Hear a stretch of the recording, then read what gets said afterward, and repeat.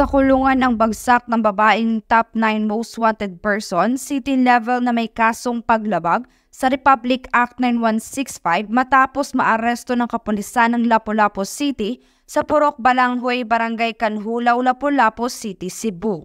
Kinilala ni Police Major Felix C. Cleopas III, Station Commander ng Police Station 3, Lapu-Lapu City Police Office, ang suspect na si alias Genevieve, 43 anyos na residente ng YLA, Barangay Basak, Lapu-Lapu City, Cebu. Bandang alas 4 ng hapon nang maaresto ang suspect sa bisa ng warrant of arrest para sa kasong paglabag sa Republic Act 9165 na inisyu ng Honorable Nelson Gileco, presiding judge ng RTC Branch 27, Lapu-Lapu City, Cebu. Kasalukuyang nasa kustodiya ng Lapu-Lapu Custodial Facility ang suspect para sa dokumentasyon at tamang disposisyon.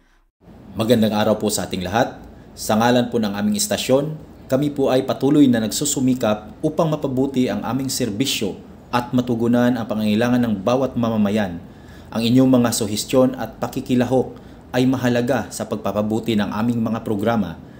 Taos-puso po kaming nagpapasalamat sa inyong patuloy na suporta at kooperasyon na malaking tulong sa pagpapalakas ng ating mga hakbang para sa kapayapaan at kaayusan sa Lapu-Lapu City.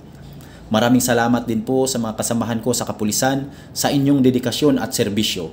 Sama-sama po nating itaguyod ang kaayusan at kapayapaan sa ating komunidad.